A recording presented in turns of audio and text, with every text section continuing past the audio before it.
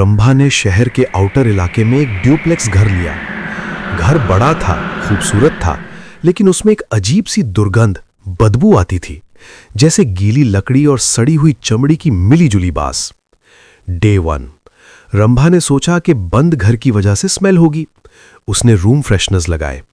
रात को जब वो अपने बेडरूम में सोई तो उसने नोटिस किया कि पंखे यानी सीलिंग फैन के ऊपर वाली छत पर एक हल्का सा पीला धब्बा है। डे 3 वो धब्बा बड़ा हो गया था। अब वो सिर्फ धब्बा नहीं था, उसका आकार बदल रहा था। ऐसा लग रहा था जैसे कोई इंसान वहां चिपका हुआ हो, पर रंग दीवार जैसा होने की वजह से साफ दिख नहीं रहा था। रंभा ने सोचा कि ऊपर वाले फ्लोर से लीकेज है। डे 5 रात का खेल। रंभा को रात में नींद में महसूस हुआ कि उसके गाल पर कुछ गीला टपका है। उसने नींद में ही हाथ फेरा। उसे लगा पानी है, पर वो चिपचिपा था। सुबह उठकर उसने देखा उसके तकिए पर लाल रंग का गाढ़ा थूक था। रंभा ने घबराकर ऊपर छत पर देखा। वो धब्बा अब गायब था। छत बिल्कुल साफ थी। रंभा को लगने लगा कि वो पागल हो रही है। उसने डिसाइड किया कि वो रात को अपने कमरे में अपना लैपटॉप कैमरा ऑन करके रिकॉर्ड करेगी, ताकि पता चले कि रात को क्या होता है। रात का वक्त 1 बजे। रंभा गहरी नींद में है। सब शांत है। 2:15 बजे कमरे का दरवाजा अपने आप थोड़ा सा हिलता है, पर खुलता नहीं है। हवा में एक अजीब सी गुर-गुर आवाज आती है, जैसे कोई गले में अटका हुआ कॉफ साफ कर रहा हो। 1:45 बजे यहां से डर शुरू होता है। बेड के बिल्कुल ऊपर छत के कोने कॉर्नर से एक अंधेरा धीरे धीरे नीचे उतरने लगता है।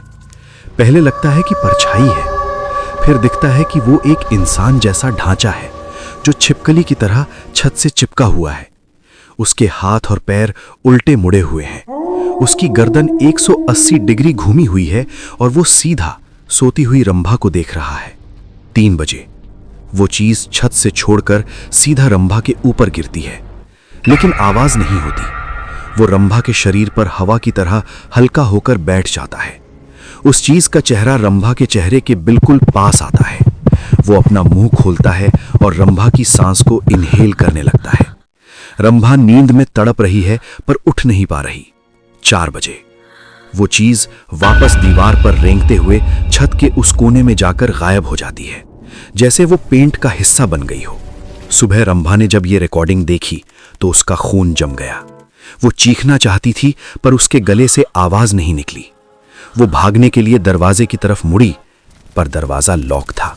रंभा ने दरवाजा तोड़ने की कोशिश की, पर तभी उसने अपने पीछे से एक आवाज सुनी, स्लर्प स्लर्प। रंभा धीरे से मुड़ी। उसके बेड के बीच में गद्दे यानी मैट्रेस के अंदर से एक हड्डी वाला हाथ बाहर निकला हुआ था। वो हाथ रंभा को बुला रहा था। दीवारों का रंग बदलने लगा।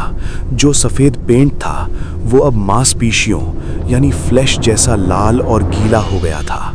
घर सांस ले रहा था। The confrontation. छत से वो चीज धीरे धीरे नीचे लटकने लगी। इस बार उसका चेहरा साफ दिख रहा था।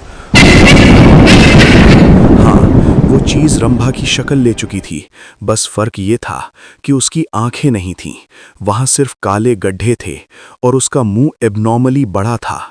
उस नकली रंभा ने कहा, रंभा, तुम्हारा शरीर अब पुराना हो गया है। मुझे नया चाहिए। मैं कब तक छत पर लटका रहूंगा? रंभा ने किचन नाइफ उठाया और उस चीज पर वार किया, पर नाइफ उसके शरीर के आर पार हो गया, जैसे वो धुएं का बना हो। वो चीज रंभा के ऊपर कूद गई।